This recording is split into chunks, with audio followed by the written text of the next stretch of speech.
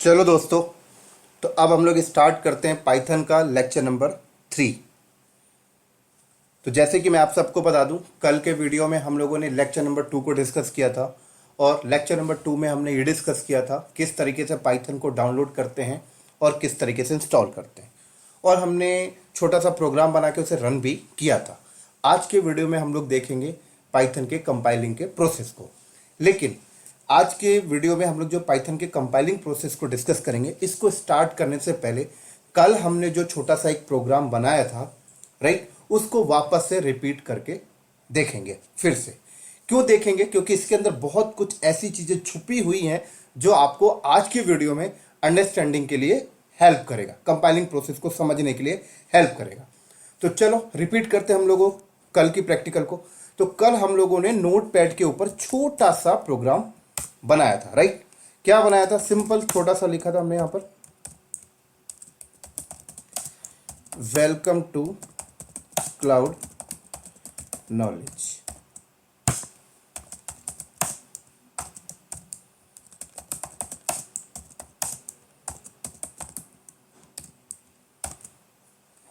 Save कर लेते हैं इसको,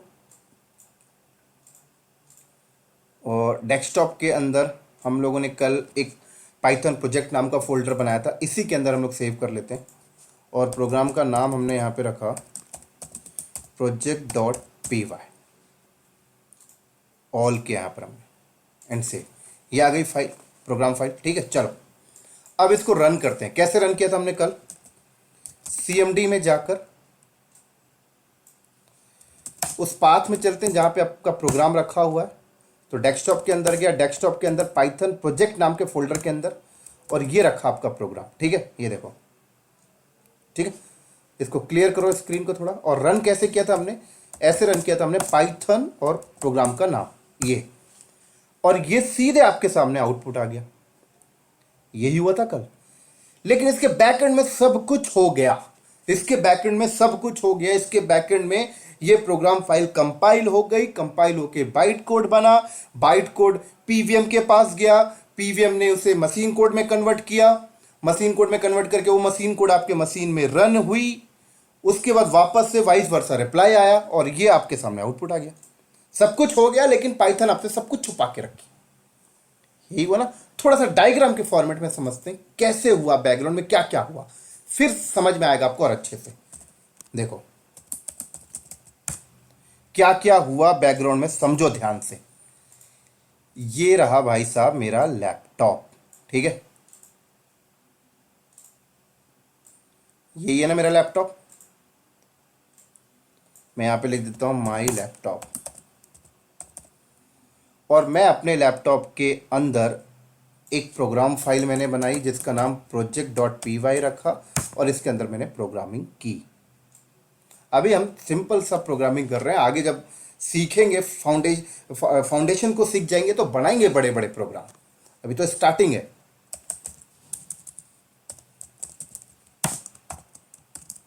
क्या लिखा था हमने? Welcome to cloud knowledge.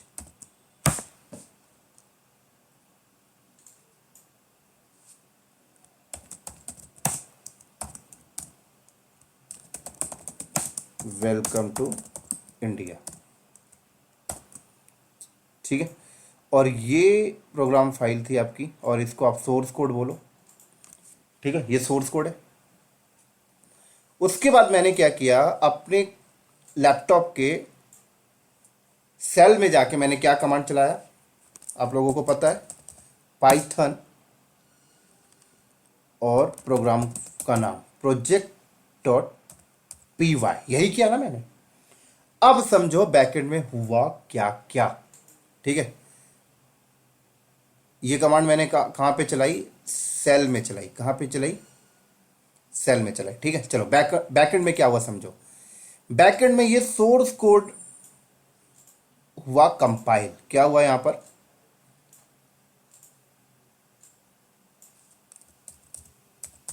Compile हुआ।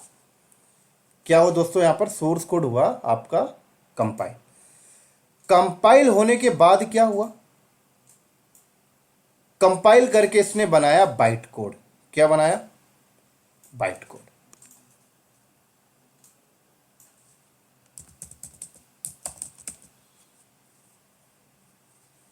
ठीक है, कंपाइल होके इसने बनाया बाइट कोड, और ये बाइट कोड फिर रन हुआ मेरे ही लैपटॉप में, क्योंकि प्रोग्राम को अभी मैंने मेरे ही लैपटॉप में मैंने रन किया, मतलब प्रोग्राम में लिख भी अपने लैपटॉप में रहा हूं और रन भी अपने लैपटॉप में रहा हूं। तो ये रहा मेरा लैपटॉप, समझ लें।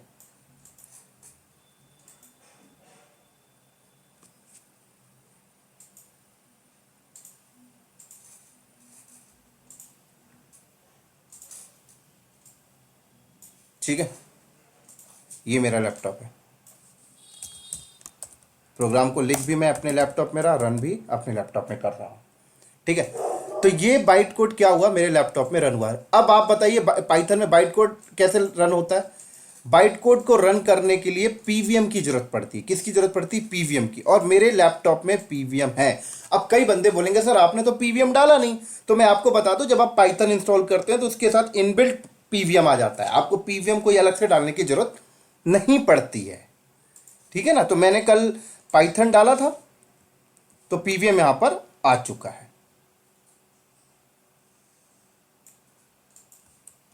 मेरे लैपटॉप के अंदर यहां पे मैं स्क्रीन बना रहा हूं, लेकिन जगह नहीं है।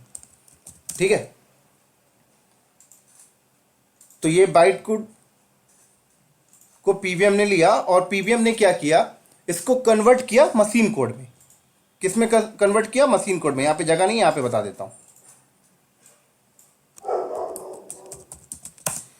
इसको मशीन कोड में कन्वर्ट किया, और मशीन कोड में कन्वर्ट करने के बाद वो मशीन कोड इस मशीन में रन किया, और वो मशीन कोड इसमें रन करने के बाद फिर मशीन कोड इसमें रन करने के बाद ये मशीन रिप्लाई भी किया होगा। तो रिप्लाई भी ऐसे ही किया, पीवीएम के थ्रू बाइट कोड पे गया, बाइट कोड के बाद कंपाइल पे गया, और कंपाइलर ने क्या किया, मुझे ट्रांसलेट करके मेरी लैंग्वेज में ये welcome to cloud knowledge, welcome to India मुझे मेरे सेल में प्रिंट करके दिखा दिया। भाई कंपाइलर का काम ही होता है ट्रांसलेटर करना, है ना। तो ये प्रोसेस हुआ बैकएंड में, पता है आपको। लेकिन आपको इतनी सारी प्रोसेस कुछ दिखाई दी नहीं, आपको सीधे सीधे आउटपुट दिखाई दी थी, वेलकम टू क्लाउड नॉलेज। कहां गया भाई कंपाइलिंग का प्रोसेस, कहां है भाई बाइट कोड? चलो ठीक है भाई, पीवीएम का प्रोसेस हाइड है, लेकिन कम से कम बाइट कोड तो दिखाई दे।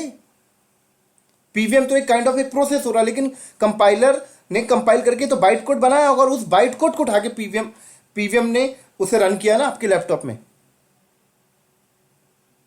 तो कहां है बाइट कोड, कहां है भाई कंपाइलिंग का प्रोसेस? तो पाइथन आपसे क्या बोलता है कि ये सारी चीजें आपको शो नहीं करना चाहता, इसलिए तो कहा जाता है कि पाइथन बहुत ही ईजी है, ये सारे प्रोसेस आपसे हाइड करके रखते हैं। लेकिन मैं पाइथन को यहां पर अगर बोलता हूं कि यार नहीं, कंपाइल करके ना मुझे बाइट कोड दिखाइए और मैं बाइट कोड को रन करूंगा अपने हिसाब से, आप मत रन करिए प्रोग्राम को। यहां पर तो देखें प्रोग्राम सीधे रन ही हो गया। मैं चाहता हूं कि भाई प्रोग्राम रन मत करो, प्रोग्राम को कंपाइल करो, कंपाइल करके बाइट कोड मुझे दे दो, मैं बाद में रन कर लूंगा। तो अगर आप ये देखना चाहते हैं तो उसके लिए आपको फोर्स करना पड़ेगा पाइथन को। ठीक है, पाइथन को क्या फोर्स करना पड़ेगा? देखो, पाइथन को फोर्स करके बोलना पड़ेगा कि भाई कमांड मारा पाइथन एम फॉर स्विच और py_कंपाइल और प्रोग्राम का नाम। तो अब ये कमांड क्या करेगा पता है? ये प्रोग्राम को रन नहीं करेगा, ये प्रोग्राम को कंपाइल करके बाइट कोड बना देगा, बस बाइट कोड तक का प्रोसेस करेगा, इस बाइट कोड तक का प्रोसेस करेगा, बस प्रोग्राम को रन नहीं करेगा आपके कंप्यूटर में, सिर्फ बाइट कोड तक का प्रोसेस करेगा, कंपाइल करके बाइट कोड दे देगा। देखो एंटर मारता हूं तो अब देखो आपका प्रोग्राम जिस फोल्डर में था उस फोल्डर में देखो एक फोल्डर बन गया, इस फोल्डर के अंदर बाइट कोड होगा। फोल्डर का नाम क्या देखो यहां पर, अंडरस्कोर पाइकैश अंडरस्कोर, है ना, अंडरस्कोर पाइकैश अंडरस्कोर। तो इसने क्या किया, कंपाइल किया, कंपाइल करके बाइट कोड बनाया, रन नहीं किया, प्रोग्राम को रन नहीं किया। देखो यहां पर कोई आउटपुट भी नहीं आया आपके सामने, पहले तो आउटपुट आ गया था। तो इसके अंदर अगर आप जाओगे तो इसके अंदर आपको बाइट कोड मिलेगा। देखो चलो इसके अंदर भाई ये रही आपका बाइट कोड, देख सकते हैं। और बाइट कोड का एक्सटेंशन क्या है, देखो यहां पे .py_c ये बाइट कोड का एक्सटेंशन है। इंटरव्यू में पूछा जाता है भाई आपका पाइथन जब प्रोग्राम को कंपाइल करता है, कंपाइल करके जो बाइट कोड बनाता है, बाइट कोड का एक्सटेंशन बताइए। बाइट कोड का एक्सटेंशन यहां पर क्या, .py_c। ठीक है। और ये py_c, ये सी जो एंड में ना, इसका मतलब है कि हम लोग यहां पर सी पाइथन यूज कर रहे हैं अभी। समझ में आ गया, ये भी बहुत इंपॉर्टेंट चीज है। आप इस बाइट कोड को ओपन करके देख भी सकते हो क्या है। इसको ओपन करो, नोटपैड प्लस प्लस में ओपन करता हूं मैं। ये देखो, ये बाइट कोड बना के दिया इसने, देखो ये बाइट कोड है। बाइट कोड को आप छेड़ नहीं सकते हो। अगर आप बाइट कोड को छेड़ोगे तो रन होने में दिक्कत होगी, क्योंकि कंपाइल के बाद आया। समझ में आ रही? तो प्रोग्राम रन नहीं हुआ, बाइट कोड बना के मुझे दे दिया बस। अब मैं इस बाइट कोड को मैं मैनुअल रन करूंगा। कैसे रन करूंगा, देखो इस तरीके से रन करता हूं। पाइथन, ये लो भाई, आपको ध्यान रखना आपका बाइट कोड कहां है। बाइट कोड आपका इस फोल्डर के अंदर है, अंडरस्कोर पाइकैस अंडरस्कोर। तो पहले इस फोल्डर के अंदर जाओ, ये लो। अब देखो मैं बाइट कोड को,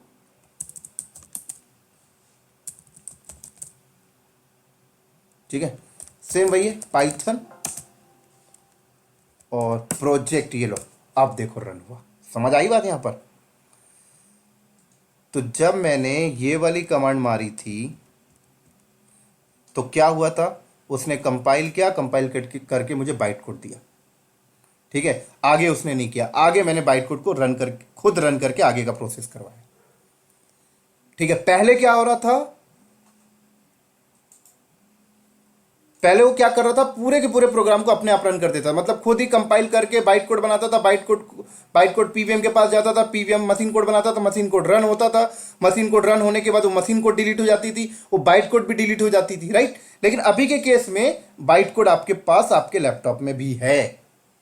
समझ में आ गई? तो ये था दोस्तों कंपाइलिंग का प्रोसेस। चलो अब एक और इंपॉर्टेंट चीज आपको बता देता हूं, बहुत इंपॉर्टेंट चीज है। अभी देखो, आप प्रोग्राम को रन कैसे कर रहे हो। आपने भाई प्रोग्राम बनाया, प्रोग्राम को रन कैसे कर रहे हो। प्रोग्राम को रन करने के लिए आप ये कमांड चला रहे हो, देखो पाइथन, और ये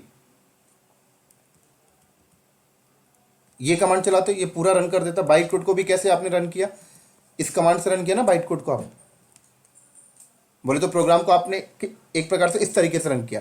क्या अगर मैं कोई सॉफ्टवेयर बनाता हूं, क्या अगर मैं फ्यूचर में कभी कोई डेस्कटॉप एप्लीकेशन बनाता हूं और अपने कस्टमर को देता हूं, तो क्या मेरा कस्टमर भी ऐसे ही कमांड में जाके पाइथन और बाइट कोड लिख के इंटर मारेगा? भाई कस्टमर को तो इतना कुछ नहीं पता ना। कस्टमर क्या बोलता है, यार मुझे .exe फाइल दे दे, मैं डबल क्लिक करके रन कर लूं। आप मुझे एक बात बताइए, अगर adobe reader company adobe software बनाती है और मैं गूगल से डाउनलोड करता हूं, तो क्या मैं कमांड चलाता हूं? नहीं, मैं तो क्लिक करता हूं, इंस्टॉल हो जाता है। एमएस ऑफिस कैसे इंस्टॉल करते हो, उसकी एक्सी फाइल क्लिक किया, इंस्टॉल हो गया। तो ऐसे ही होगा ना, आप फ्यूचर में कभी कोई प्रोग्राम बनाओगे, कोई सॉफ्टवेयर बनाओगे और अपने कस्टमर को दोगे, तो कैसे दोगे? EXE फाइल बना के दोगे ना। तो यहां पर भी आप अपने प्रोग्राम को EXE फाइल में कन्वर्ट करके अपने कस्टमर को दे सकते हो। कैसे करेंगे वो देखो, राइट। उसका बड़ा ही सिंपल तरीका है। बाहर आ जाओ पहले आप, देखो सिंपल तरीका क्या है कि आप सबसे पहले py इंस्टॉलर को इंस्टॉल कर लो। ठीक है, वो पिप के थ्रू होता है और पिप आपके लैपटॉप में पहले से ही आ जाता है जब आप पाइथन इंस्टॉल करते हो। ठीक है, अभी सिर्फ मैं आपको यह बता रहा हूं कि अभी मैं प्रोग्राम बनाया और अपने ही लैपटॉप में प्रोग्राम रन किया, पाइथन और प्रोग्राम का नाम लिख के, है ना, पाइथन और बाइट कोड का नाम लिख के रन हो गया। लेकिन अगर मैं कोई प्रोग्राम बना के अपने कस्टमर को देता हूं, तो क्या मेरा कस्टमर भी ऐसी कमांड चलाएगा? कस्टमर तो बोलेगा भाई मुझे EXE फाइल दे दे, मैं डबल क्लिक करके अपना काम कर लेता हूं। यही होता है ना। तो बस मैं वही दिखा रहा हूं कि आपके प्रोग्राम को, आपका प्रोग्राम जो है .py एक्सटेंशन में, इसको हम लोग कैसे .exe में कन्वर्ट करते हैं, क्योंकि कस्टमर .exe ही रन करेगा, है ना। चलो देखो, तो पिप इंस्टॉल py इंस्टॉलर,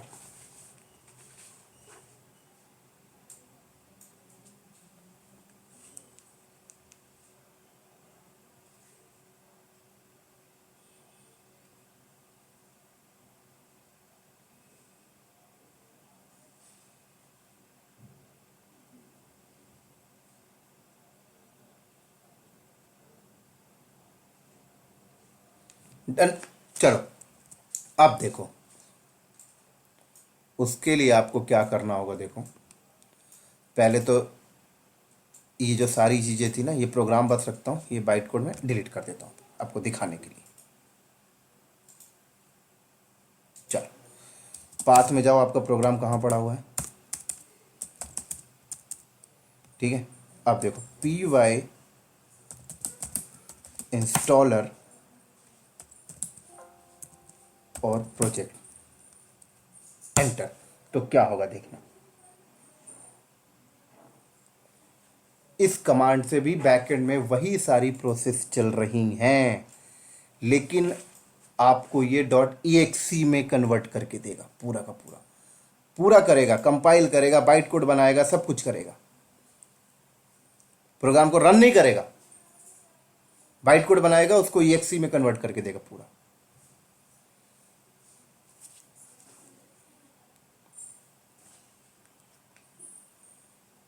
ये क्या है, इसको हटाओ, देख लो। तो एक छोटा सा डेमोस्ट्रेशन दिखा रहा हूं दोस्तों कि किस तरीके से हम लोग बड़े बड़े सॉफ्टवेयर बनाते हैं और किस तरीके से अपने कस्टमर को देंगे, ठीक है ना। हमारा कस्टमर कमांड से नहीं रन किया करेगा।